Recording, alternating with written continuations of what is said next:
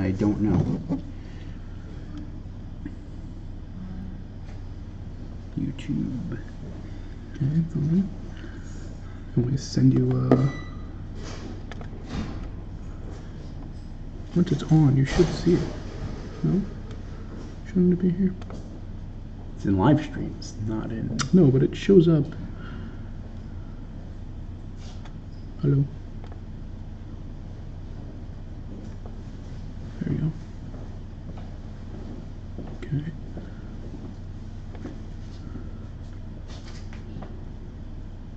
It doesn't show up in there. It did shouldn't, yesterday. It shouldn't show up in there. Oh, it shows up in there when it's done. After. Right. Okay, so how do we get the link for this? Is this is not the link? No. Go to here. Okay.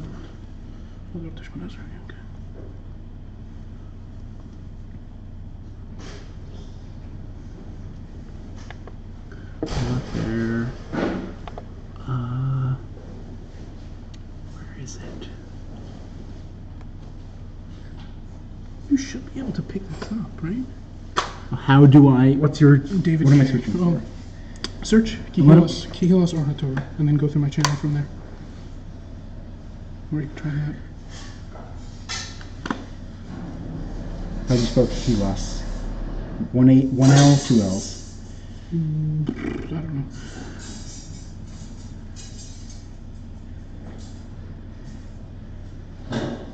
There it is, David K. Okay.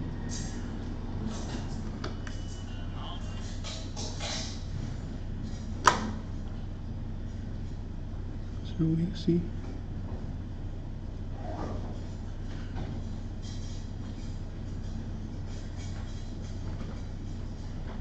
Still in there. I'm going to search Rabbi Moshe Cat is subscribed to me. Lopianksy. Yeah, okay. Optional features, stream info. Well, that's just the track list. Live stream. About advanced settings. Oh, right. Oh, control room. Where's that? It says it's public. I'm going to search Hesped. Hesped. R Moshe.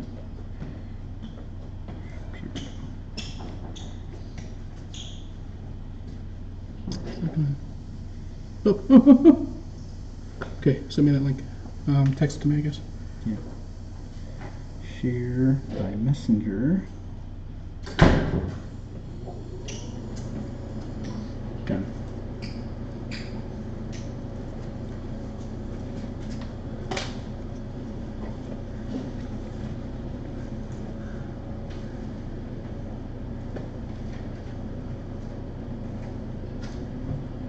It says waiting for David K. Didn't we say it's streaming already? How do I copy this? Press and hold on the message. It's not.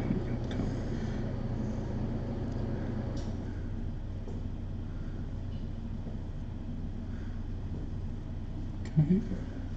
And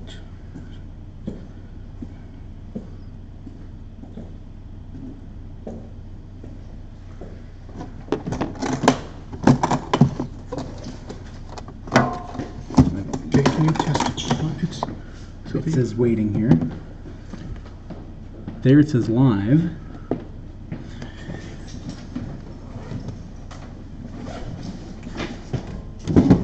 it's really weird.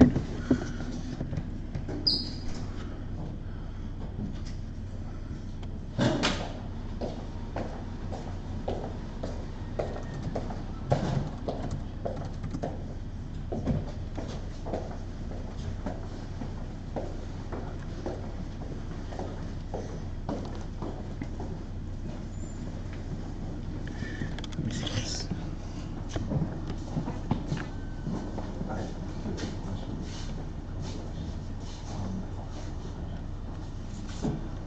It says 3 watching. Oh. Because it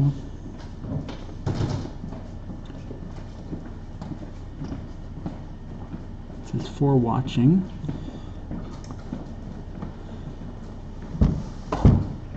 Is this gonna work?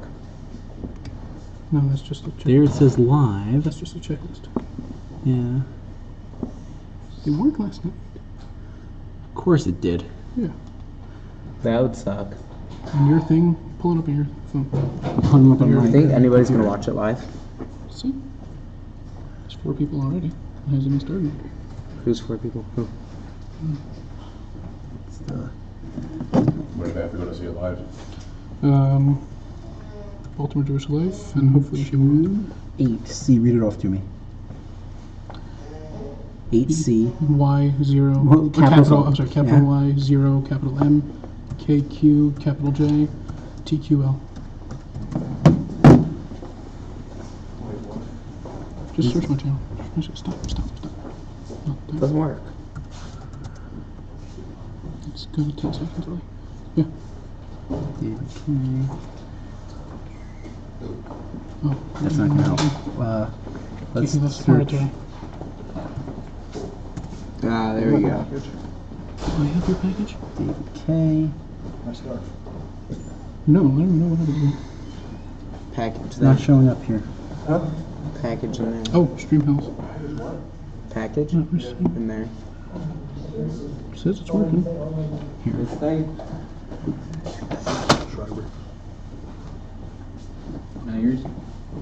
Maybe it's not Daniela Schreiber. It says upcoming. I know. Maybe it won't start until. Oh no, because it After says 8. 8 o'clock. Wait, that's the wrong one. That's the pre-scheduled one. Yeah. Mm-hmm. Oh, here it is. Got it? I got it. On? Okay. Yeah. Okay, good. It's working. So let me share the new link. That's the same one, isn't it? No, Can they hear us now? it's not. On YouTube? Yes.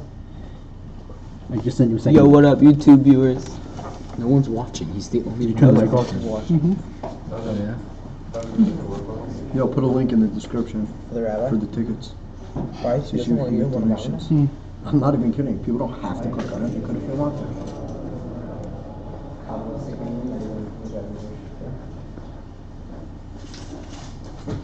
Okay. Pull up. Go to Baltimore Jewish Life. See if he posted it. Give him time. Yeah, he's pretty quick. No, he put the old one. How do you spell Blate? Last name B-L-A-T-E? Yeah. And it's Chaim with an H. And That's very offensive. Put a C. N. Oh, it's Moshe Chaim. Yeah. He's a Sephardi. No, that's actually I can save That's him. actually I offensive. can save him on my phone. Oh, I got it. That's not cool. And you're still streaming because it's not on that audio source. Shoot. Should not fix that now. Okay, that doesn't happen. Close your browser. Close everything on your computer. Close it? Except for the streaming program. Close everything on your computer. You're saying it's still going to YouTube even though. You only now for 3 days worth of That's ridiculous. You didn't even do your job 3 days ago. Or mine, for that matter. I said for 3 days worth after 3 days in a row. Here. Yeah. Sounds. Go Let sounds. me do it. Let me do it. It was It's not working. That doesn't work for some reason. It was not working. Just go to control panel.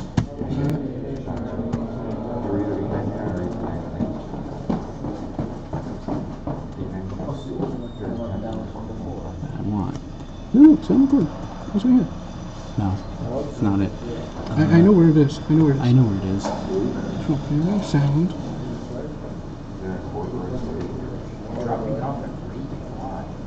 Recording. That's right. USB. And Sounds good for me.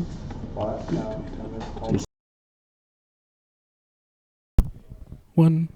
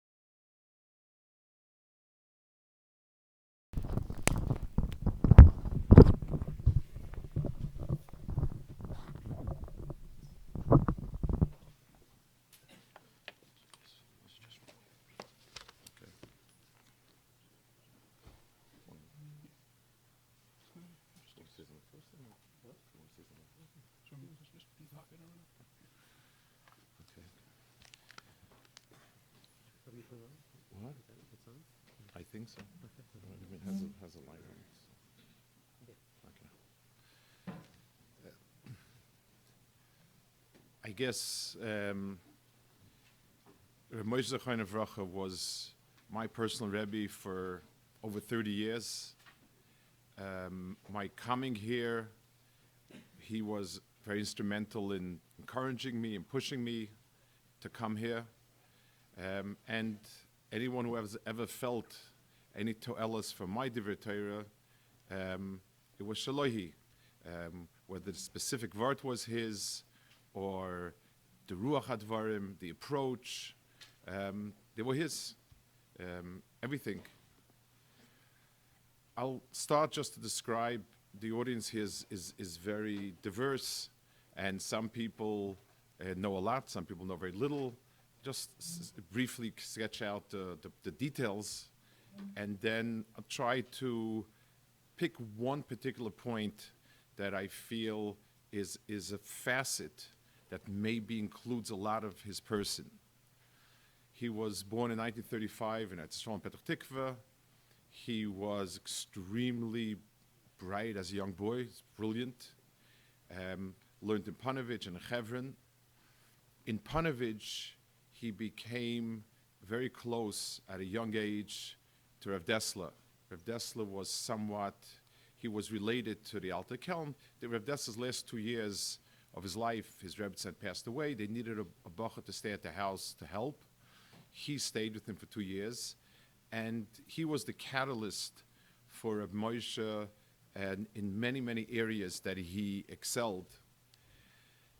He then learned in Hebron, and he would go into the Brisker of to speak and learning frequently.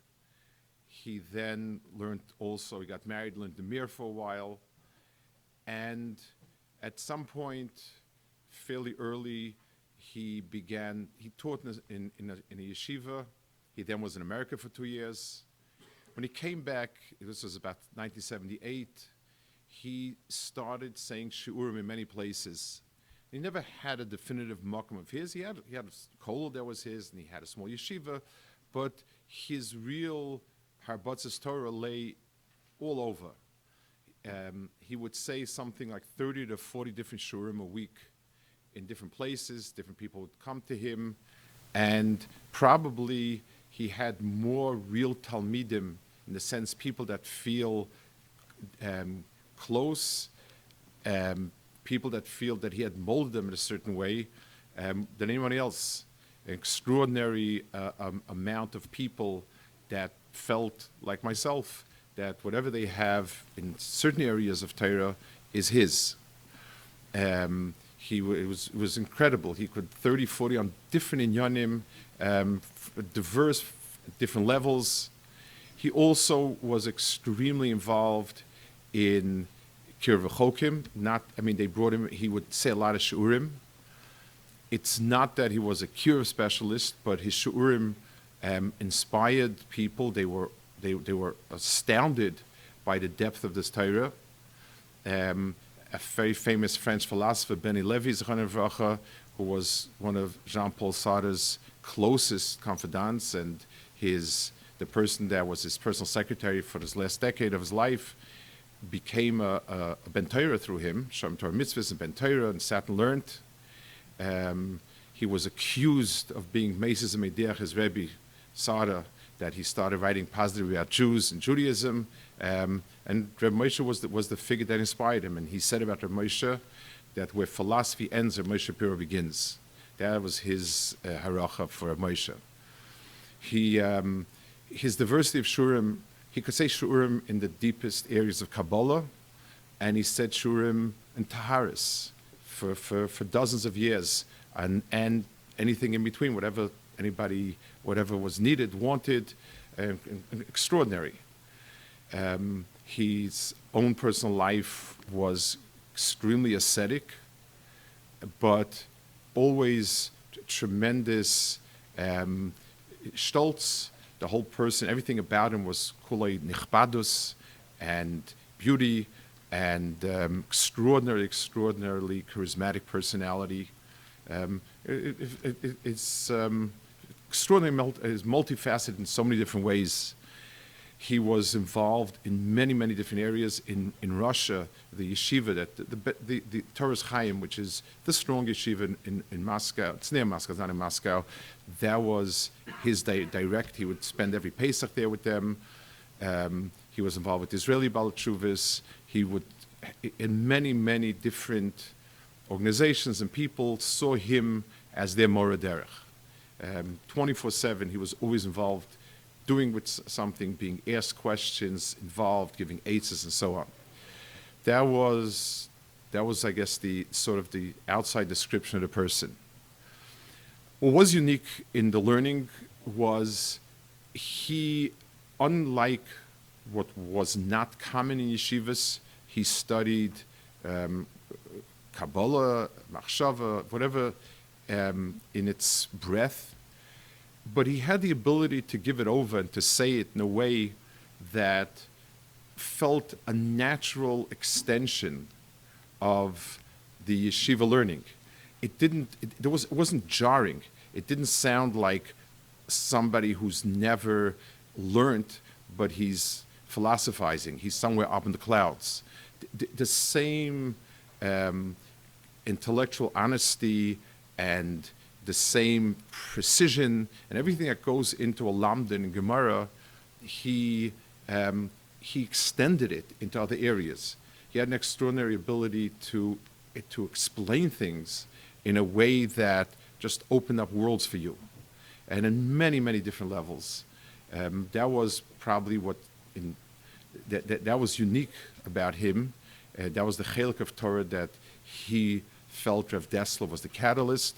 He then went on to learn from many people and gave it over in ways that reached many different levels of people in ways that were appropriate for their understandings and so on. That was the hekif of the person in broad strokes. I felt perhaps it would be, just to talk about everything and stories, I don't think that's l'ruchai, and I don't think it's possible.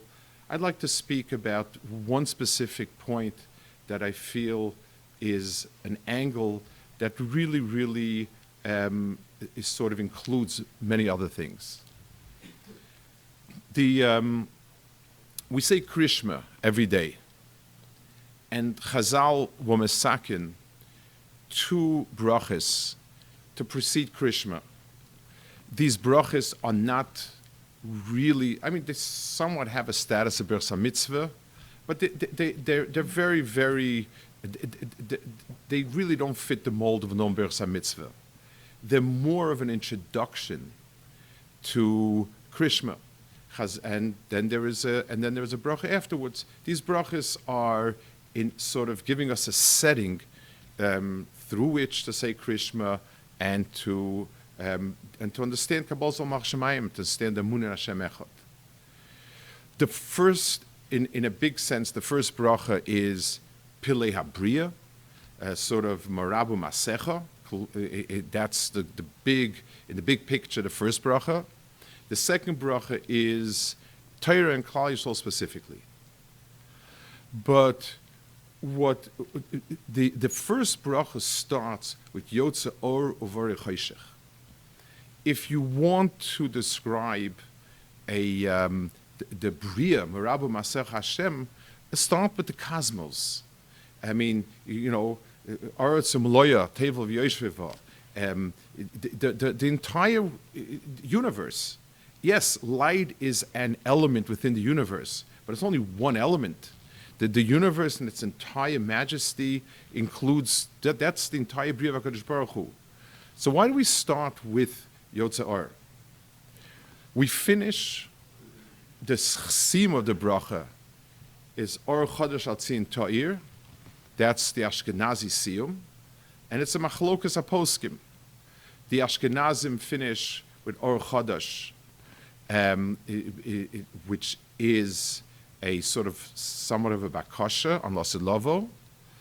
The Sephardi poskim, the Torah brings, they questioned this practice, and they said that one has nothing to do with the other.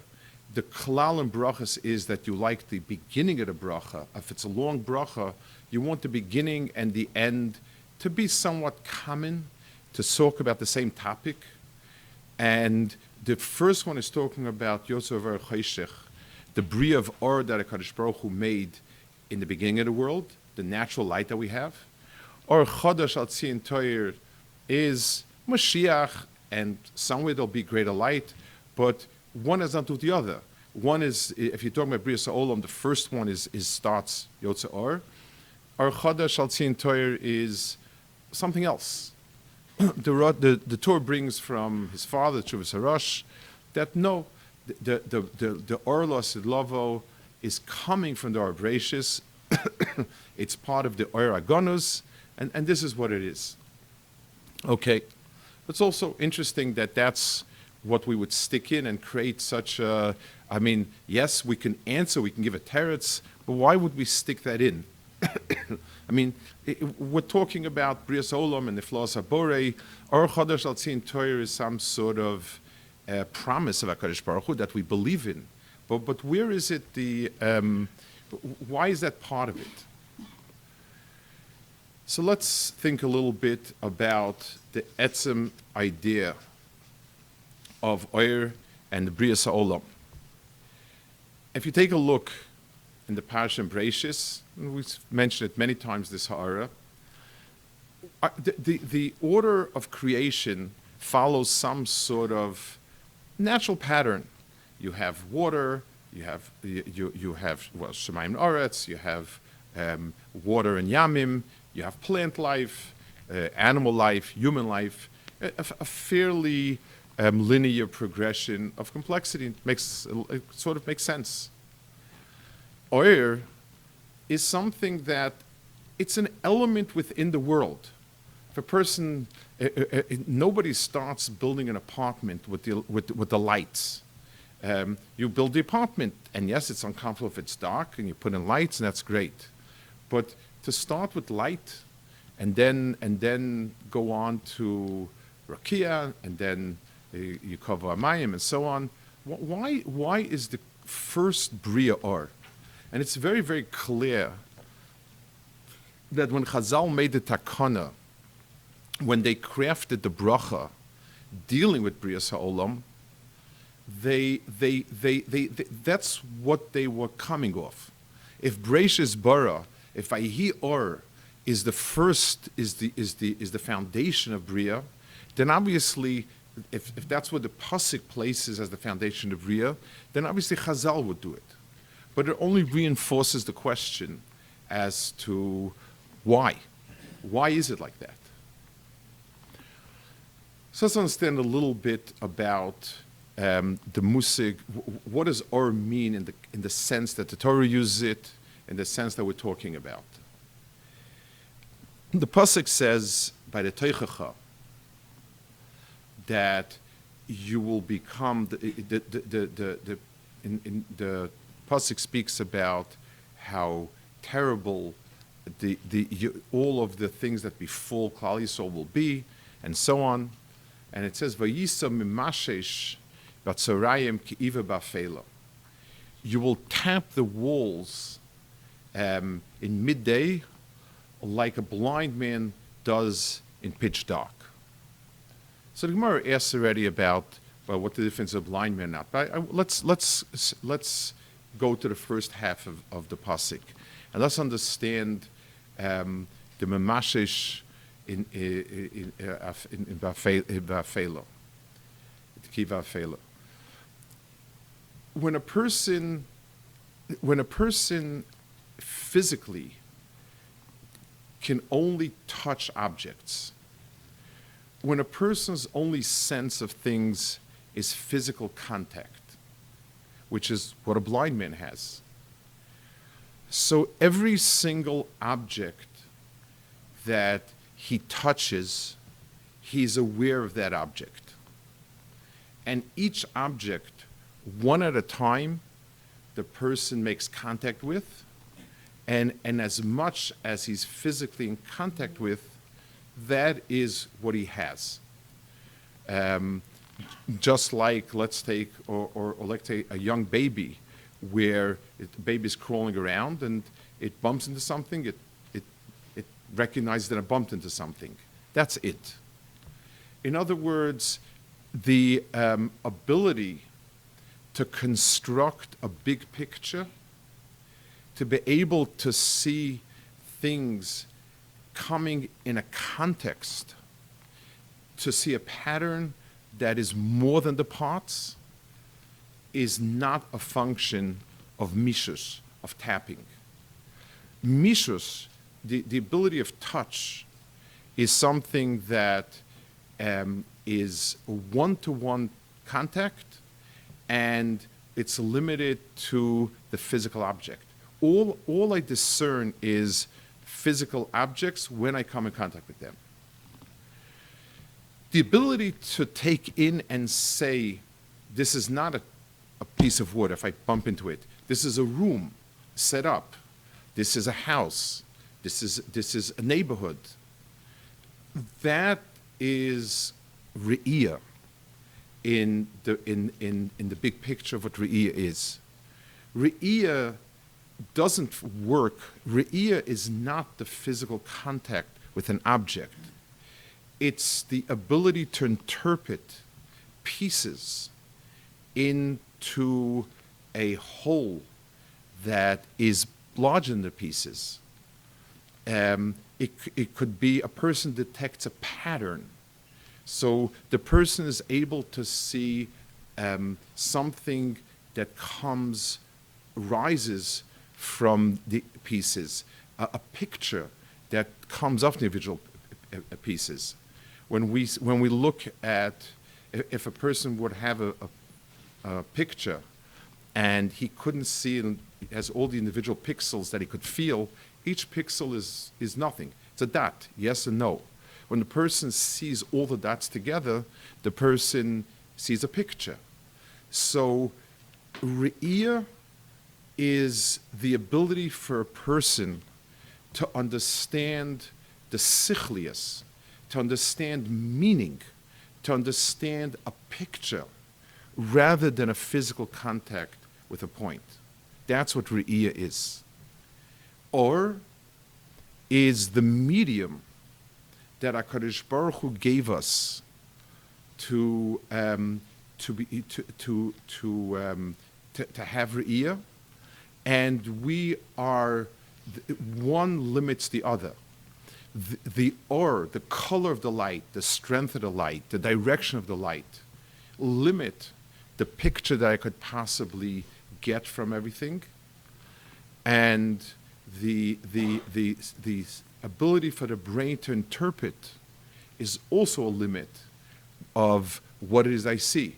I could see something in bright light, but if it's a machine that I'm totally unfamiliar with, I can ask just a shelas tam, mazeh, but I can't, I'm not grasping anything.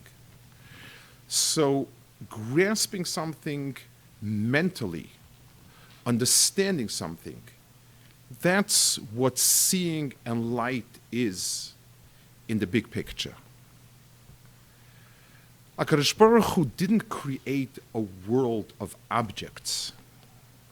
HaKadosh Baruch Hu created a world which would project an understanding, a picture.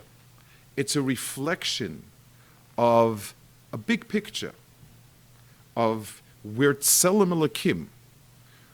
The world is a reflection of a world above and beyond.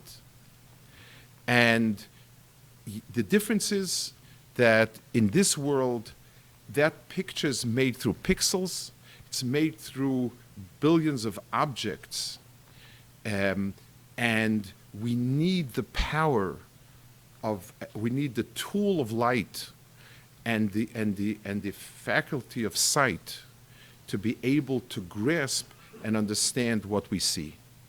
That's the bri of R. So the first thing, the purpose of the world is not for any pieces in the world. The purpose of the world is a projection. and therefore meaning and understanding. And the tools for gaining that understanding is the first thing that's put into the world, and then everything else it follows from that. That is the Bria of Oyer. Vayhi Oyer is the Shirish of the Bria. That's in Yom Echad, and everything else now follows. There's no point in producing pictures if there's no brain to interpret and understand the pictures. When we talk about Emunah, which is Krishma, when we talk about Emunah and the understanding of HaKadosh Baruch Hu, what is the most important faculty that we need for it? A scientist can sit and spend his entire life researching, looking into things, and he discovers more and more extraordinary ploim, extraordinarily wondrous, complex entities. And it can leave him totally uninspired. I mean, he's very happy, he's thrilled with it. And the reason is because he's a memashesh. He's just tapping each piece. It's like, imagine you send in somebody into this room, and this person is a very, very bright technician, and ask him, come back in a half hour, what's in this room? And the person will come back, having worked very hard for a half hour with instruments, and say, okay, this room has this amount of oxygen, and this amount of protoplasm, and this amount of this, and this amount of this, and this, and this, and this, reams of facts. Yes, it's factually correct, but the person missed the boat. The person can't say it's a group of people come together for something. He doesn't have that ability. He's a memashesh. He taps each piece and doesn't have the re'iyah to be able to see things in the picture of it. The pasuk says, "Sumar menechem," lift up your eyes heavenwards, uru'umi bara ela, and see who is it that created all of these. And so on. What is it? Because that's what it is. It's the big picture is Shemayim. The big picture is a reflection of HaKadosh Baruch Hu. So if I want to look at what a person is, if I look down, I see, I have a microscope. But if I pick up my eyes and I look at what's above the person, that's where I have Re'iyah. That's where I see Tzelem Elokim, a reflection of Tzelem Elokim. So the emunah, if we ask ourselves, two people are looking at the same phenomena, and why is this person a maimin and this person not a maimin? And the answer is that this person is looking down. He's looking at the pieces. He's a memashesh. He's tapping each piece, and tap, tap, tap, tap, tap, tap. Every piece he gets correct. This is sharp, and this is tall, and this is hard, and this is soft. But what's it all together? If a person is an iver, if the only faculty of his that he's developed is mishush, he'll see a billion pratim. The only thing that'll happen is his book will get filled with a billion details. Nothing emerges, no picture emerges from it.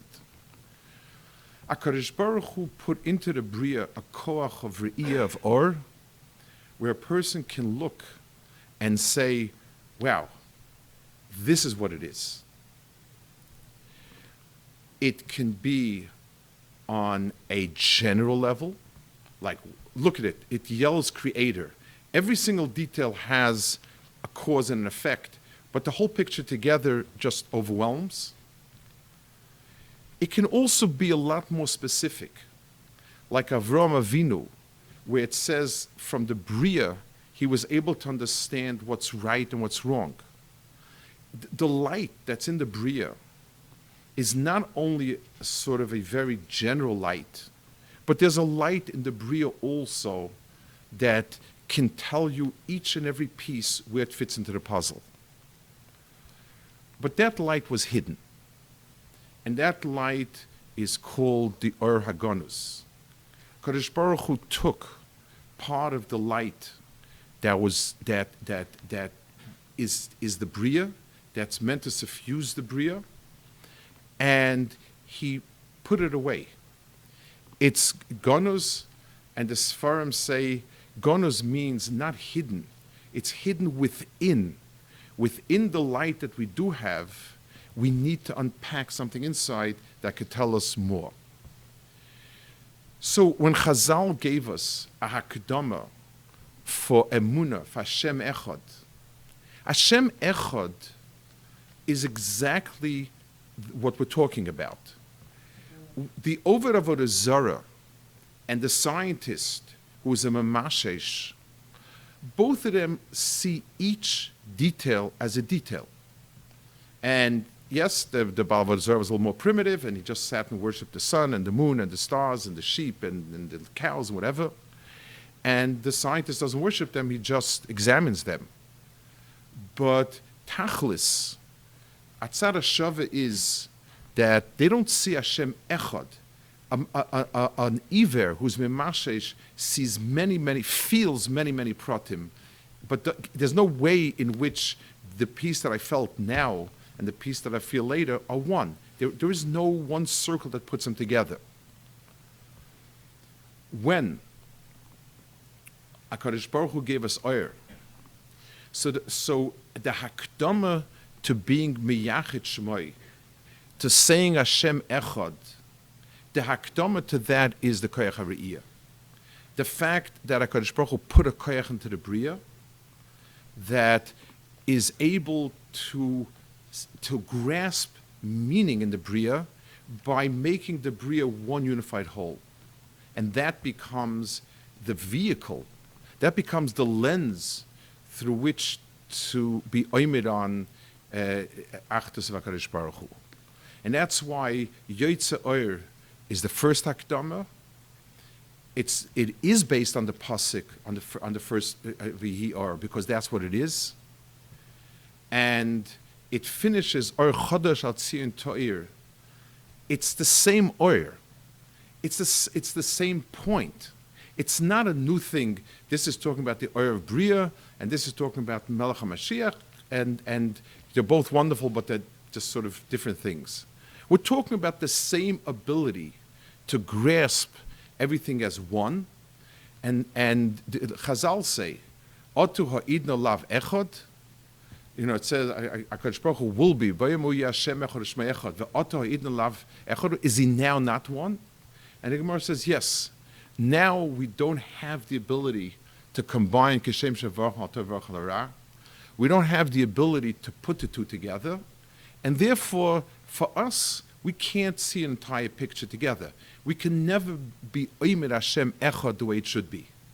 So we start by affirming the lens of Yoitze Or V'Choshech, and Or Chodesh is a natural bakasha that the lens is still not, the resolution is not good, it's not in full focus. Levai, we should have that full focus, be able to approach it. That's the first bracha. The second bracha of Av Rabbah deals with Torah. When Chazal want to explain the Maila, the advantage of Torah over mitzvahs, in other words, they work in tandem, each one complements each other, Chazal use a mashal of Or, Ner mitzvah and Torah Or. A mitzvah is a candle, and Torah is light in its essence. What it means is every single mitzvah carries in itself a point of education. This is, an ani comes, you give him a pruta, this is a certain point of light. A person gets up in the morning, he ties onto his arm and onto his head the parshias of Krishma and the Geulas Mitzrayim.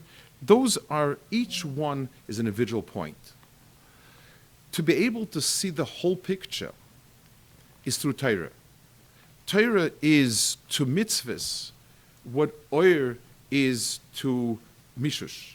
And that's why each mitzvah is a ner, and Torah is or in its most general format, in its most all-encompassing and sweeping format. That is the Seder of the brachas of Birchas Krishma.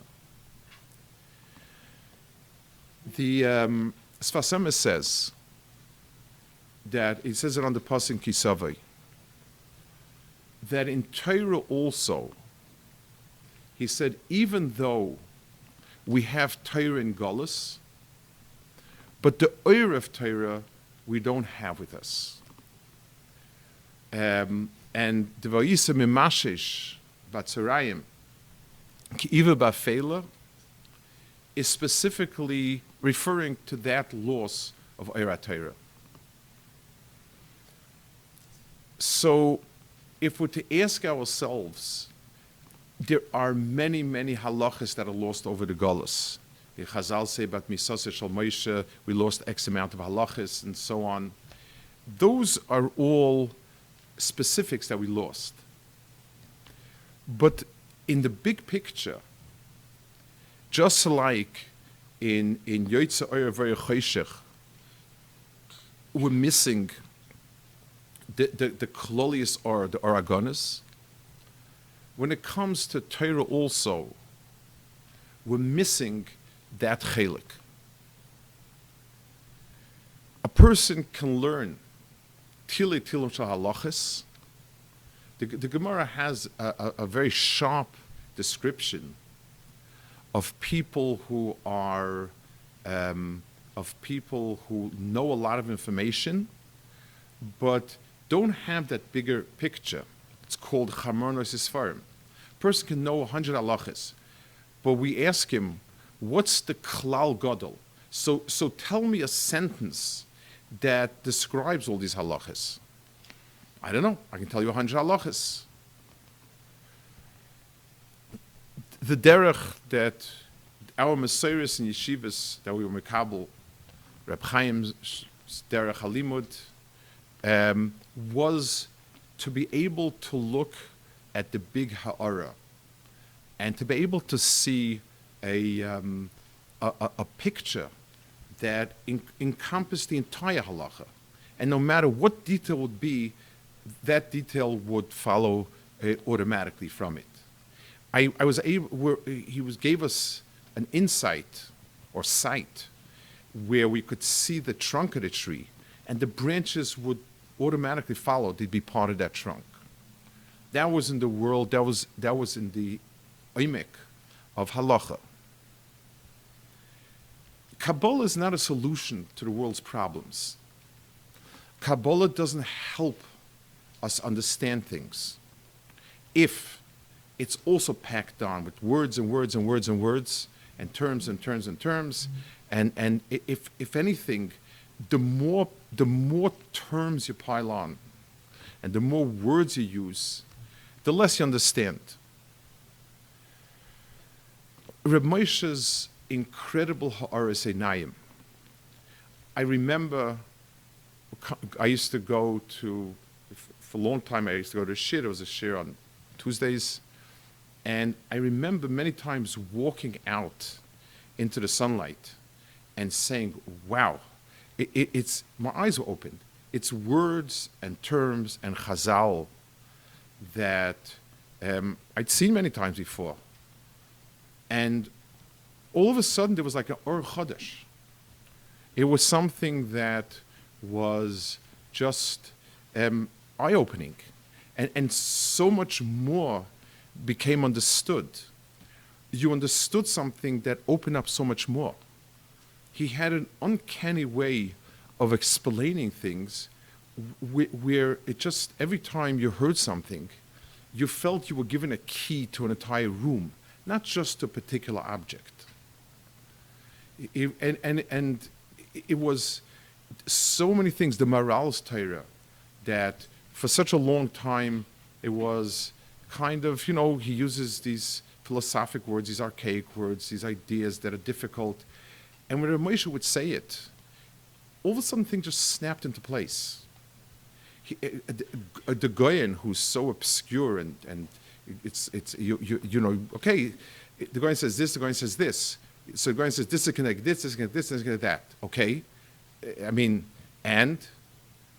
you leave it at that, then what do you have? This is connected this, this is connected that. It's not an explanation to anything. It's not even doesn't.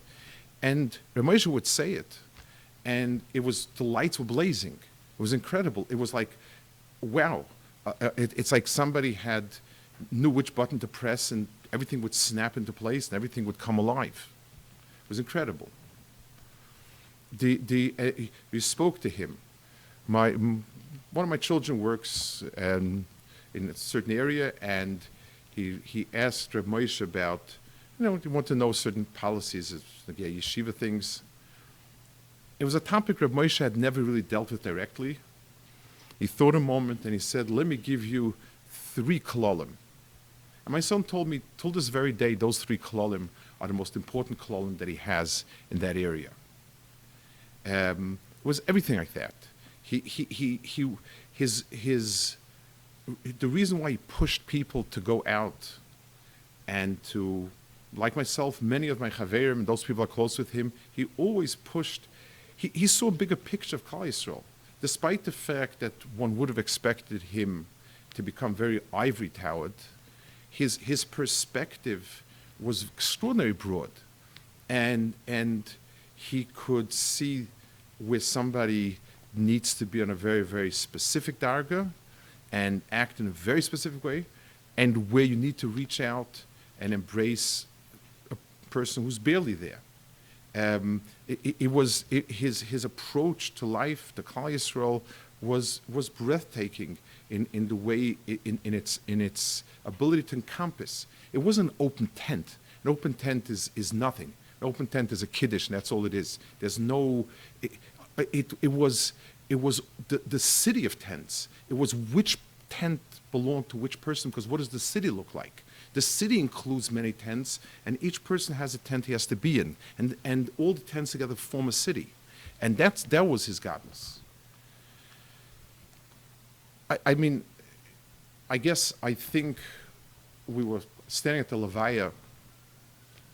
I don't think sadness was the emotion. I think depression. It was the light went out. It was his personality was always. The room lit up when he was there. The chazal that he took shown an idea that he developed, opened up a world. I remember standing at the Levaya with Talmidim and people close with him and everything, and just as a feeling, the light went out. It's gone. There's no that oyer that was there. Whatever Kadosh Baruch Hu had given us, a taste of that oyer of Torah, that oyer of Torah set. Oba Shemesh. That was the sense I was feeling of it.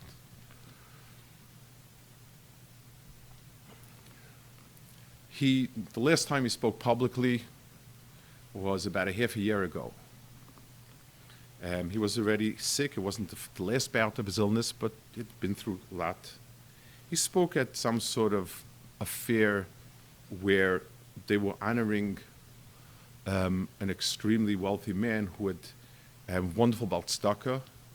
This person had lost a daughter.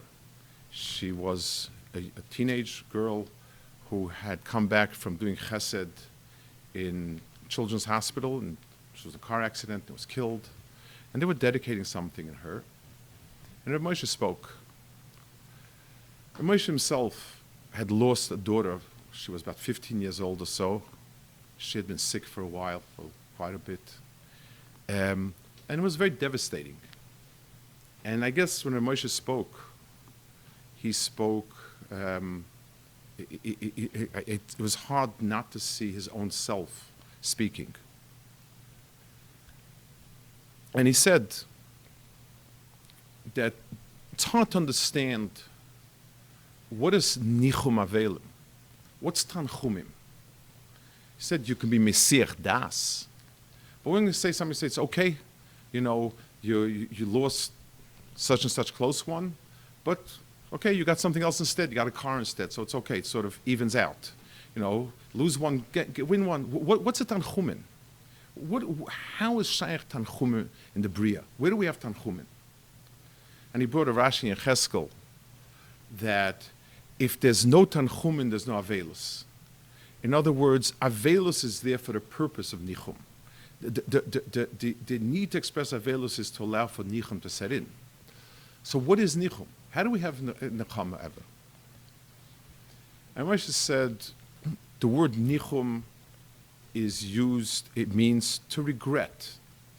Vayinochem, lara and so on, kinichamti. What does it mean when a person regrets something? It doesn't mean that the facts changed. That's in halachic parlance, nolad. It means that you had a new way of looking and understanding the same facts. The way that nichum works is that right now we only have a limited way of seeing things. And from that perspective, it's bad, all bad. It's interesting. Reb Moshe himself, when he lost his daughter, I went 2 or 3 times to Menachem Ovel, more just to see a big person in that matzav. His avelus was profound, both in the sense of loss and the profoundness with which he approached it. It wasn't intellectually being divorced from what was happening, and it wasn't a normal breakdown of a person's emotions. It was a big person in a big moment, acting in a big way.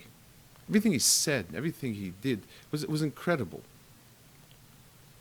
He decided that's when he started his Tyrus shir, and he would say a shir on Tyrus once a week. It lasted for tens of years. Incredible, and I never went to that shir, but I heard from people who went. It was incredible shurim. But he said, nichumim comes when a person looks at things differently, and that re'iyah that's the part of that or chadash al tzion toyer. Just like Hashem Elokeinu Hashem Echad is not complete because Lo Kashem Shavorach Al Aram Vorach Al Toiv, we see Ra as individual and Toiv as individual. So we're missing the Re'iyah that's able to encompass both together as part of one picture. And therefore we make Daina Emes on a difficult moment and Tova Meitiv on a good moment. But that's because we're missing that organos. Nichumim is rooted in that future. I guess, I don't know, to take away from his life something, the very understanding that what we try to do in Yiddishkeit, in Torah, each person, depending where he's at and what he's at, is to understand that the transition from katnus, from being a mamashesh, from just kind of dealing with bits and pieces, to seeing a bigger picture, to be able to see an entirety of a picture. If a person, and this is something that is shaykh to Tzuras Adam. If a person deals with details only, he sees Torahs and mitzvahs bits and pieces, but there's no big picture. So if the me who's doing so many, I'm doing Tayag mitzvahs, and with so many obligations and so many restrictions, what do I have at the end? Do I have Hashem Echad? Or do I have Malay Mitzvahs Kerimon? It says that Rishoyim are Malay Mitzvahs Kerimon, because Rishoyim see each mitzvah as a little piece, that's it. They're full of little dots, but there's no big tapestry that is Adam, Tselem Elokim, Mamlechas Karnim, Goy Kodesh. All of those terms are just meaningless. So yes, I do a lot of mitzvahs, I stay away from a lot of errors, v'zehu. I don't know how a person is koina. I mean, sitting by him and listening and seeing the whole person and listening to him open up something, he was our eyes. That was where light came from. Every time he spoke, he cast a light on an event, on a difficult issue, on a sugya, in learning, or in Agada was more frequently so. I don't know. I don't have anything to offer and to suggest, but at least understanding that. The Balamusa say that sometimes there's a lightning flash that lasts a split second. You can't use it for a guiding light anymore step by step, but at least it gave you a sense of an entire picture. That's an accomplishment. That light is gone. Kavaner Maravi. It's gone. But at least we and anyone who ever heard from him, and anyone who ever heard from his Torah and his genre and so on, has a sense that Torah is a big oyer, that the Yesod the Bria is Vayhi oyer. The first thing is the big picture. The details were filled in to create that picture. That's the Shorish. The world of Emunah is gotten through the double lens of the oyer of the Bria and the oyer of Torah. And both of them, it's the facet of oyer. It's the facet of Re'iyah. It's sitting back and looking. What do I see? That's the lens through which Hashem becomes Echad. That ha'ara is incomplete until the day will come when we'll have nichumim, when each individual piece will become part of a big piece. And B'seich Sha'ar Ve'etzim V'Shalayim will have the nichum on all the tzar the brias, and the ha'ara that will be married, the Or Chodesh Al Tzin To'ir. Niska Cholonim He'er Lo'ir.